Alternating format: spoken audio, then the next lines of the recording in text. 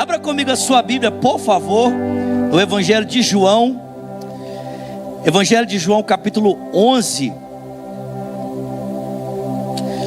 Evangelho de João, capítulo 11, a partir do versículo de número 1. Diz assim a palavra do Senhor. Evangelho de João, capítulo 11, versículo 1.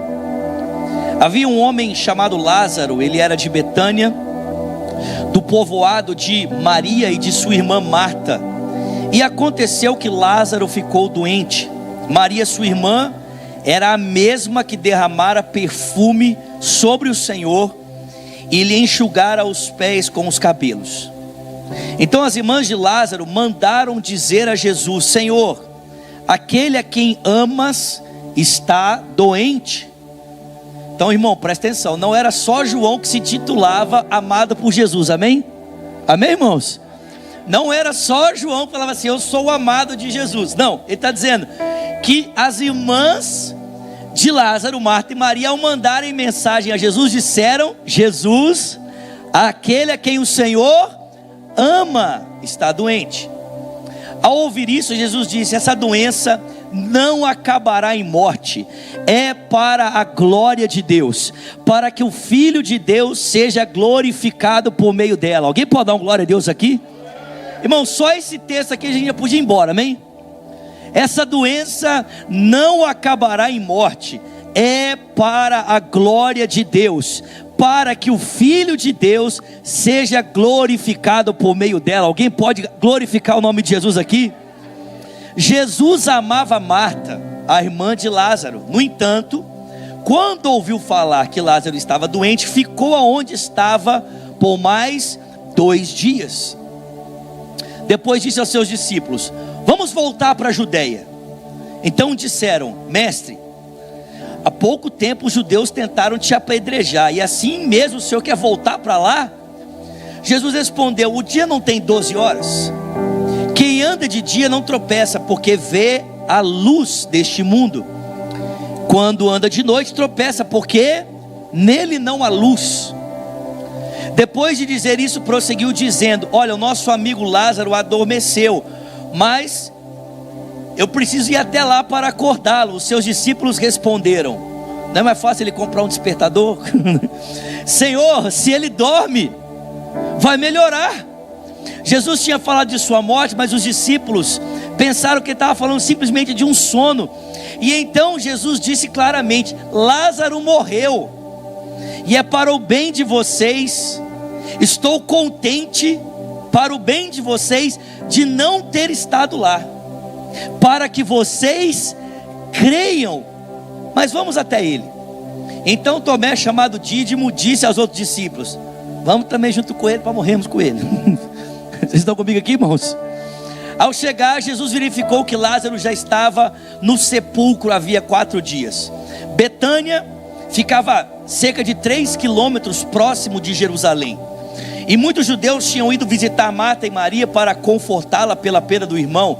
E quando Marta ouviu que Jesus estava chegando, foi ao encontro dele, mas Maria ficou em casa. Disse Marta a Jesus: Senhor, se o Senhor estivesse aqui, meu irmão não teria morrido. Mas eu sei que mesmo agora Deus te dará tudo o que pedires. Disse Jesus a Marta: o seu irmão vai ressuscitar. Alguém pode dar uma glória a Deus? Aí Marta respondeu: ele vai, com certeza. Lá no último dia, lá na ressurreição dos mortos. Disse Jesus: não, Marta, eu sou a ressurreição e a vida. Aquele que crê em mim, ainda que morra, viverá. E quem vive e crê em mim, não morrerá eternamente. Você crê nisso? Ela respondeu: sim, Senhor, eu tenho crido que tu és o Cristo, o Filho de Deus, que deveria vir ao mundo. E depois de dizer isso, foi para casa, e chamando à parte Maria, disse: olha, o mestre está aqui, e ele quer ver você. Ao ouvir isso, Maria levantou-se depressa e foi ao encontro de Jesus. Jesus ainda não tinha entrado no povoado, estava no lugar onde Marta o encontrara. E quando notaram que ela saiu depressa, Maria saiu depressa, os judeus que a estavam ali confortando em casa, a seguiram, supondo que ela estava indo para o sepulcro para chorar. Chegando ao lugar onde Jesus estava e o vendo, Maria prostrou-se aos seus pés e disse: Senhor, se estivesses aqui, meu irmão não teria morrido. Ao ver Maria chorando e os judeus que a acompanhavam, Jesus agitou-se no espírito e perturbou-se. E perguntou: onde o colocaram? Venha e veja, Senhor, responderam eles. Versículo 35, e Jesus chorou. Fala comigo, Jesus chorou. Então os judeus disseram: vejam como ele o amava. Jesus estava chorando, gente. Mas alguns disseram: uai, versão mineira e atualizada, amém? Uai, ele não abriu os olhos dos cegos? Não poderia ter impedido esse homem de morrer?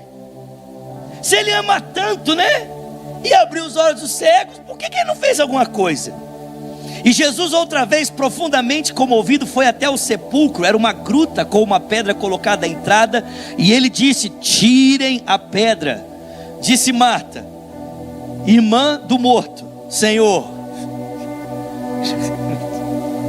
ele já cheira mal, faz 4 dias. E aí Jesus vira para Marta e fala assim: mas eu não te falei que se você cresce, você veria a glória de Deus? Cara, Jesus é demais. E então tiraram a pedra e Jesus olhou para cima e disse: Pai, eu te agradeço porque me ouvistes.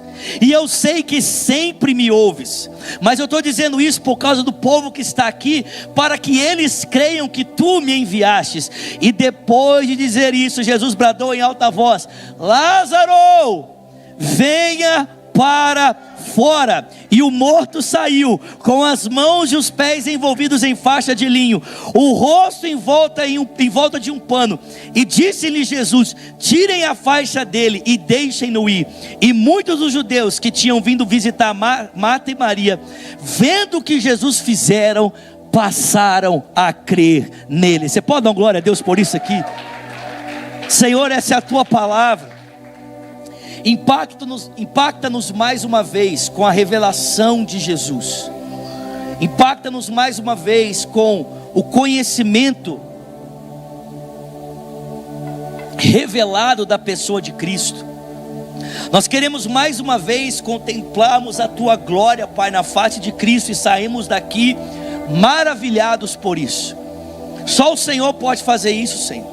Só o Senhor pode nos dar olhos para ver, ouvidos para ouvir e um coração inclinado para contemplar a glória do teu Filho, a tua glória na face de Cristo. E o Senhor faz isso, Pai, através da ação do teu Espírito Santo, por meio da vida do pregador, através, ó Deus, do louvor, da adoração, da intercessão, ó Deus, através da contribuição. É o Senhor quem se revela a nós, por meio da palavra, na unção do teu Espírito. E é por isso que nós estamos orando. Nós estamos orando aqui antes de ouvirmos a Escritura, não porque cumprimos um protocolo, mas porque nós reconhecemos que se o Senhor não estiver envolvido, Senhor, nesse período de pregação da palavra, Senhor, a mensagem entrará pelos nossos ouvidos, mas não alcançará o nosso coração, não trará a iluminação de quem o Senhor é, não trará a iluminação do teu Filho. Mas se o Senhor nos falar por meio da palavra, a nossa vida nunca mais será a mesma. Nós seremos impactados com a manifestação do caráter de Cristo. Então revela-te a nós aqui nessa noite, ó Deus, aqui nesse auditório e também no online. Nós te pedimos e agradecemos em o nome de Jesus. E quem crê diga. Eu falo com você nessa noite sobre o tema morte, amor e glória. Fala para quem está do seu lado: morte, amor e glória. Fala alto, gente, fala: morte, amor e glória. Chacoalha quem está perto de você, fala para ele: acorda, meu filho. Amém? Não, mas chacoalha ele e fala: acorda, meu filho. Gente, presta atenção. Esse texto desperta uma pergunta muito importante para todo cristão. Qual que é a pergunta que esse texto desperta, que é tão importante para todo cristão? É: qual a relação de Deus com o nosso sofrimento? Qual que é a relação de Jesus com aquilo que nós sofremos? É possível que de alguma forma, naquilo que nós estamos passando e está produzindo dor, sofrimento na gente, que de alguma forma Jesus possa se manifestar, usar isso com a finalidade de se revelar a nós e dar glórias ao seu nome, o texto de João 11 quer responder essa pergunta. E perceba, o texto quer responder essa pergunta com um grupo de pessoas que a relação delas com Jesus foi estabelecida numa palavra muito importante. A relação de Marta, Maria e Lázaro com Jesus foi estabelecida a partir do parâmetro do amor. O texto bíblico diz para mim e para você que Jesus amava essa família, amém, gente? Quando Marta envia uma carta, uma mensagem para Jesus, ela diz: Lázaro, aquele a quem o Senhor ama. Eu não sei se você sabe, mas o lava-pés descrito aqui, né, feito por Maria, ele só acontece no capítulo 12. Até aqui ele não tinha acontecido ainda, ele vai acontecer no capítulo 12 do Evangelho de João. Mas João está trazendo essa cena, né, de forma antecipada para mostrar para mim e para você a relação de amor que existia da parte de Maria para com Jesus e também da parte de Jesus para com Maria. O texto diz que ao vê-la chorando, ele chorou. Jesus amava Marta, Jesus amava Lázaro e ele amava Maria, assim como esses três também amavam Jesus. E a pergunta é: por que no meio de uma relação pautada em amor, Jesus permitiu que essa família passasse por isso? Por que Jesus permitiu que aquilo que já era um problema, né, teoricamente pequeno, se agravasse na vida deles? E eu não sei se você percebe, mas por 3 momentos o amor de Jesus por essa família é questionado. A primeira vez que o amor de Jesus é questionado por essa família é pela própria Marta, quando ela manda uma mensagem para Jesus e ele se demora 2 dias e só chega 4 dias depois. Quando Jesus chega, Marta olha para ele e pergunta o que para ele? Na verdade ela não pergunta, ela faz uma afirmação. O que ela fala para ele? Senhor, se o Senhor estivesse aqui, meu irmão não teria morrido. Em outras palavras, ela está dizendo o seguinte: por que o Senhor não veio antes? Sim ou não? Presta atenção, a dúvida de Marta não era se Jesus podia ou não mudar o quadro de Lázaro. Ela não tinha dúvida que se Jesus estivesse ali, Lázaro não teria morrido. Ela não está questionando isso. O Senhor tem poder para sarar o meu irmão? Não é a pergunta dela. A pergunta é: se o Senhor tem a capacidade, por que o Senhor não fez? Tem alguém comigo aqui?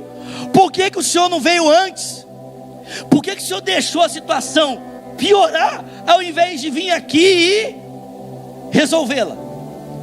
A segunda vez que o amor de Jesus é questionado nesse texto é por Maria. Vocês estão comigo aqui, gente? Depois de se encontrar com Marta, Marta vai até a casa e diz para Maria: Maria, o mestre está querendo falar com você. E a Bíblia diz que Maria vai até onde Jesus estava, porque ele não tinha entrado na cidade ainda. E ele é encontrado no mesmo lugar que Marta havia falado com ele. E a Bíblia diz que Maria faz a mesma pergunta, ou a mesma afirmação que Marta fez: Senhor, se o Senhor tivesse chegado antes, o meu irmão não teria morrido. Em outras palavras, por que o Senhor não veio? Nós mandamos mensagem, nós falamos para o Senhor o que estava acontecendo. Por que o Senhor não se apressou? Por que demorar 4 dias? Agora o meu irmão está morto. E a terceira vez que o amor de Jesus é questionado aqui nesse texto é pela multidão, porque o texto bíblico diz que ao ver Marta compadecida, ver Marta em sofrimento, ao ver Maria em sofrimento, Jesus se agita no seu interior e ele começa a chorar. E aí a Bíblia diz que a multidão olha e fala assim: cara, ele gostava muito do Lázaro, mano, olha isso, ele está chorando. E aí alguns, ao verem Jesus chorando, olham e falam assim: gostava tanto que não fez nada, né? No bom português, sim ou não, gente? No bom português foi isso que eles falaram. Pô, o cara não curou um cego de nascença? Ele não... E o cego de nascença foi curado no capítulo 9, amém, gente? Tinha acabado de acontecer esse milagre. Ou seja, não curou o cego de nascença? Ele podia ter feito alguma coisa por Lázaro. Por que ele não fez? Então o amor de Jesus no texto é questionado por 3 momentos: Marta, Maria e a multidão. E Jesus, de certa maneira, no seu diálogo com essas pessoas e com os seus discípulos, ele vai explicar o porquê de ele ter demorado 4 dias para ir até Lázaro. Vocês estão comigo aqui? Quem está comigo aqui, diga: eu estou aqui. Chacoalha o seu irmão e fala para ele: acorda em nome de Jesus. Agora presta atenção, não é esse também o nosso dilema? Não é essa também muitas vezes a nossa pergunta? Muitas vezes, irmãos, de uma forma um pouco diferente, nós acabamos perguntando o que Marta, Maria e a multidão perguntaram para Jesus: se o Senhor me ama tanto, por que está me deixando passar por isso? Sim ou não? Se o Senhor me ama tanto, por que o Senhor está deixando a situação piorar, ao invés de resolver ela agora que ela parece aparentemente contornável? Se o Senhor me ama tanto, por que o Senhor não me dá aquilo que eu preciso logo? Sim ou não, gente? Porque nós temos muita dificuldade de pensar como que Jesus, o seu amor e a nossa relação com Ele e o sofrimento podem estar envolvidos na mesma equação. Ou seja, se Jesus me ama, nada disso deveria estar acontecendo. Só que o texto vai mostrar para mim e para você que às vezes o caminho de Jesus de se revelar de forma mais poderosa para cada um de nós envolve o quê? Deixar a coisa piorar. Ninguém deu glória a Deus. Envolve deixar o sofrimento se tornar ainda mais intenso. Tem alguém comigo aqui? Jesus responde, gente. Ele responde as perguntas. O texto bíblico diz que quando ele fala para os discípulos, a primeira resposta que ele dá é essa: quando ele fala para os discípulos que Lázaro não estava dormindo como eles haviam entendido, mas que ele havia morrido, Jesus fala assim: e eu não fui para lá de propósito. Ele fala assim: não é porque eu perdi a hora, ou porque algo me deteve aqui. Ele fala assim: não, eu não fui para lá porque eu não quis ir. Porque essa enfermidade não é para a morte, mas é para que a glória de Deus se manifeste. Eu não fui para lá, não é porque alguma coisa me deteu, não. Eu não fui para lá porque através desse sofrimento todo, a fé de vocês será fortalecida. Eles também querão mais em mim e a minha glória será revelada. Presta atenção, sabe qual é a primeira coisa que Jesus ensina? É que o amor, ele tem uma decisão. Qual é a decisão? O amor faz de tudo para que em toda e qualquer situação a gente conheça mais da glória de Deus, mesmo que se envolva passar por sofrimento. Vou repetir isso, amém? O amor tem uma decisão. E qual é a decisão? A decisão do amor é te dar aquilo que você mais precisa, amém? E não aquilo que você deseja. E o que nós mais precisamos, irmãos? O que nós mais precisamos é de uma revelação clara da glória de Deus. Sabe por quê? Porque se nós temos apenas a resposta do que queremos, isso pode mudar a nossa realidade temporal. Mas se nós temos uma revelação da glória de Deus, isso transforma a nossa eternidade para sempre. Amar você não significa dar a você o que você quer, significa dar a você o que você precisa. E o que eu e você mais precisamos é da glória de Deus. Alguém tem dúvida disso aqui? Irmãos, o que nós mais precisamos é de uma revelação clara da glória de Deus. Não foi isso que Jesus falou para o Paulo? Paulo estava lá, joelhinho dobrado 3 vezes. Irmão, um judeu orar 3 vezes pela mesma situação, o negócio estava feio, amém? É tipo Jesus, 3 vezes prostrado no Getsemane, clamando: Pai, se possível, passa de mim esse cálice. Todavia não seja feita a minha, mas a tua vontade. Ou seja, Pai, eu não quero estar separado de ti, mas se para o benefício deles é necessário que eu seja separado, eu estou disposto a ser desconectado para que eles sejam conectados. Paulo por 3 vezes se prostra e fala a mesma coisa: Senhor, assim, com esse espinho aqui, não vou dar conta, eu não vou chegar nem na metade do caminho.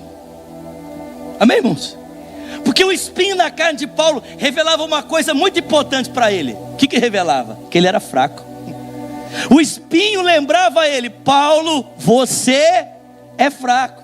Paulo, você é limitado. O Espírito estava lá constantemente lembrando ele. Mas Jesus falou: Paulo, não tem problema o espinho lembrar você constantemente da sua limitação. O mesmo espinho que te lembra que você é limitado, também sinaliza para a suficiência do meu poder. O meu poder se aperfeiçoa na sua fraqueza. Quando você é fraco, Paulo, eu sou... Eu sou forte. Eu sou forte.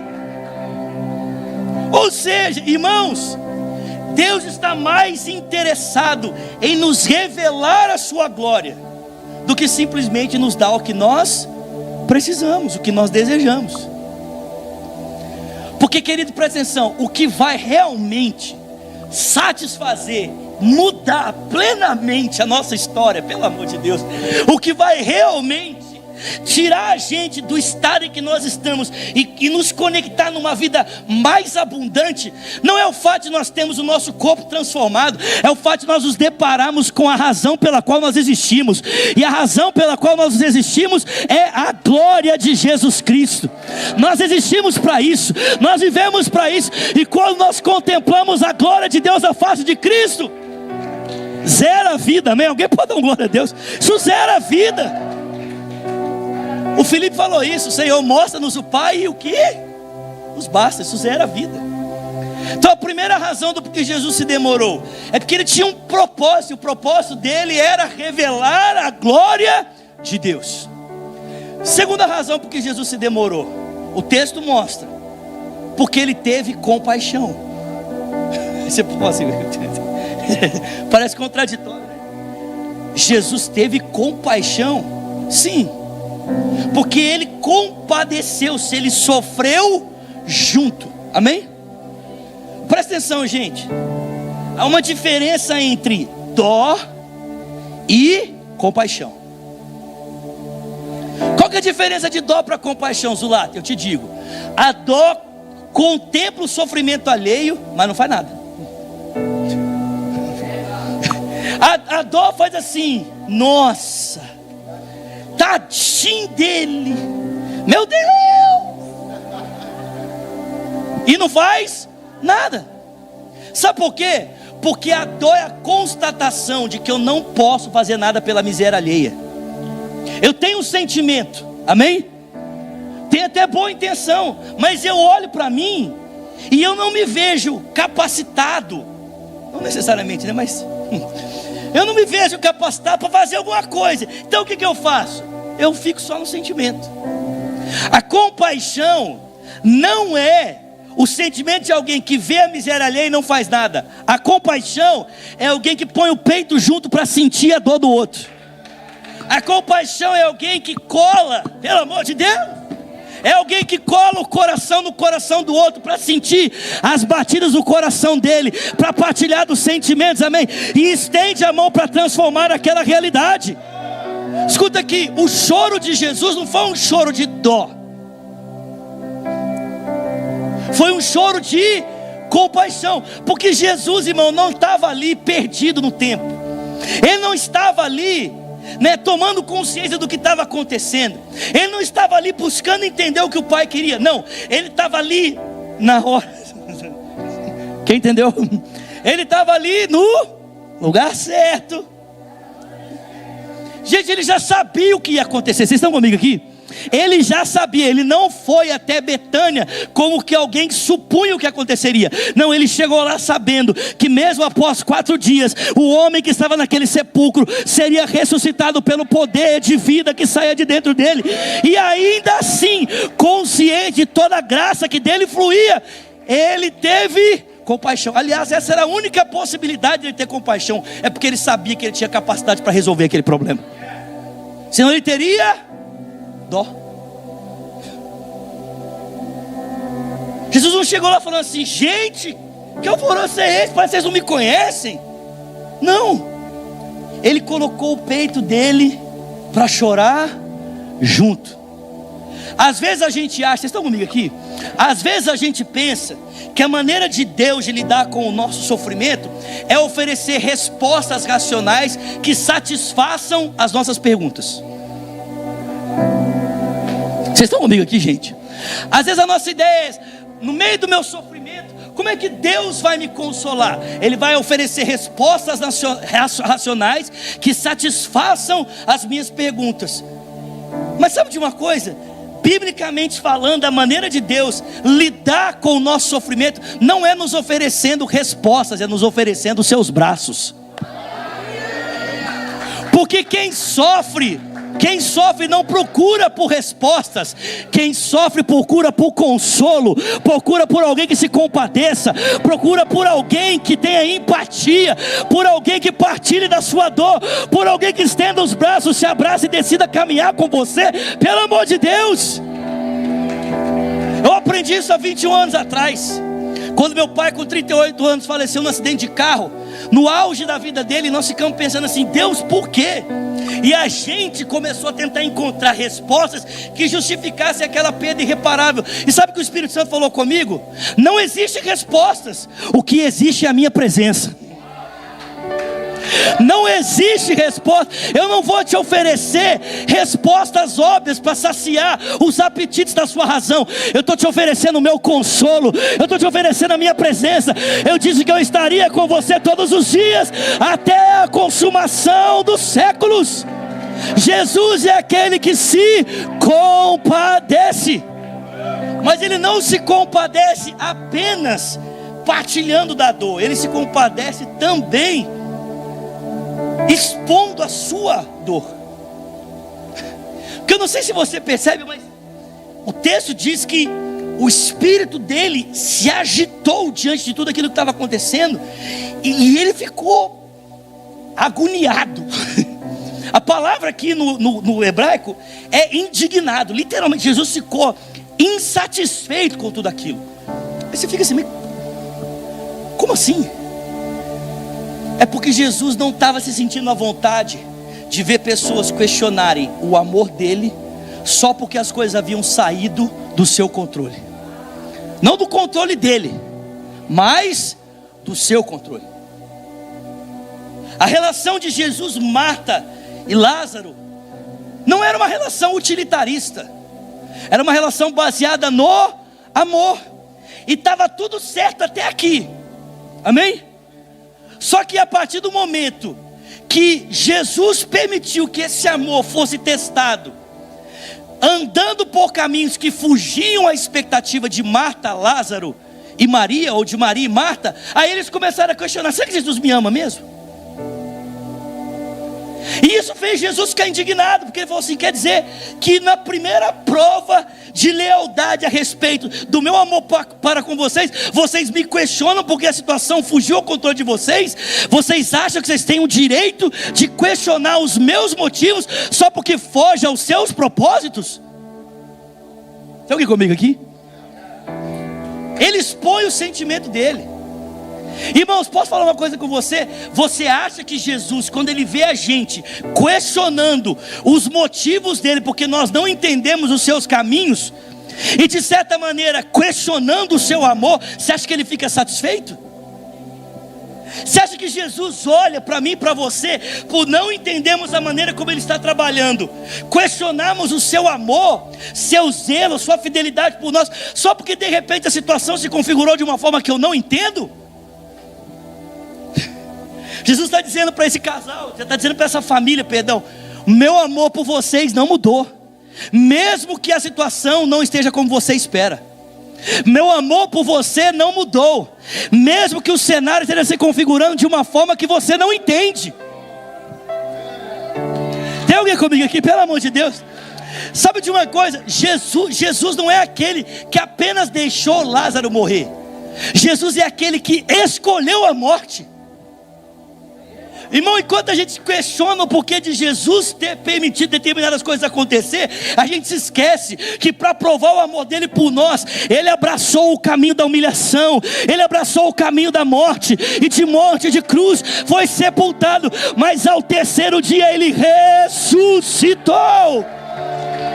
Para mostrar para mim e para você, que para mostrar a sua compaixão para conosco, ele está disposto a ir até as últimas consequências. E a gente fica questionando ele, porque eu não entendo.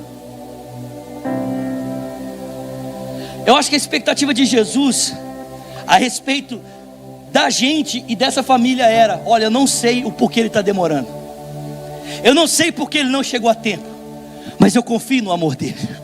Eu sei que ele me ama, eu sei que independente do porquê ele não chegou a tempo, eu sei que o amor dele por mim não mudou, e que quando ele chegar, todas as coisas ficarão claras. Mas eu escolho permanecer confiando no amor dele por mim, mesmo que a história e as circunstâncias não estejam se configurando da maneira que eu espero.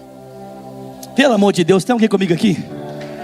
A primeira resposta é: a minha glória é mais importante. A glória de Deus é mais importante. Segundo, eu me compadeço compartilhando do seu sentimento, mas eu também me compadeço mostrando para você a minha insatisfação pelo fato de você estar questionando o meu amor.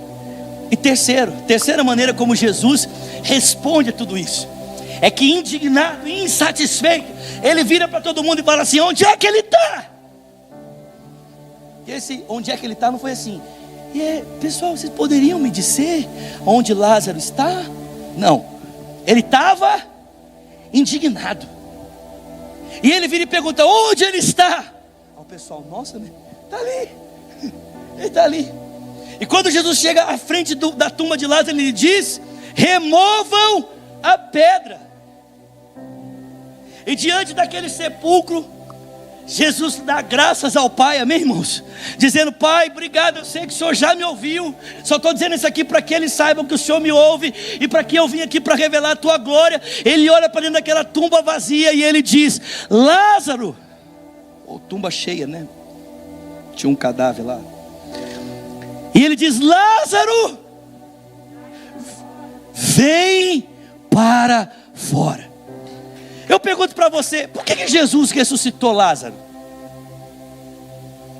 Por que Jesus ressuscitou Lázaro? O texto mostra, irmãos. Jesus não ressuscitou Lázaro apenas porque ele tem poder para ressuscitar. Jesus ressuscitou Lázaro porque ele disse para Marta: eu sou a ressurreição. Tem alguém comigo aqui, pelo amor de Deus?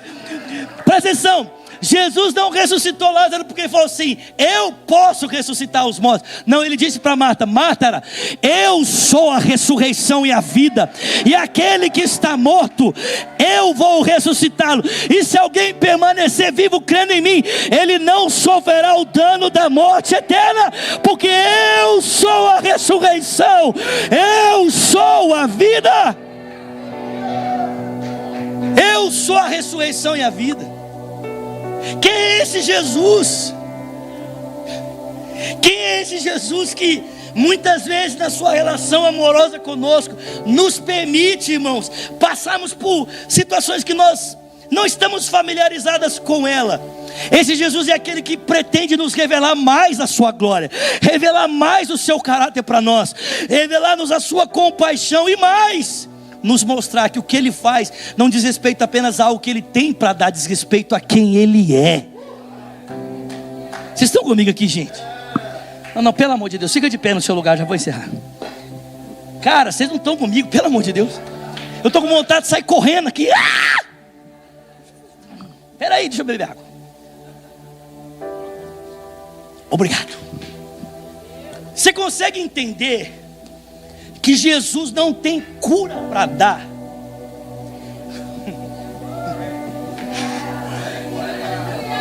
Tem alguém comigo aqui, pelo amor de Deus?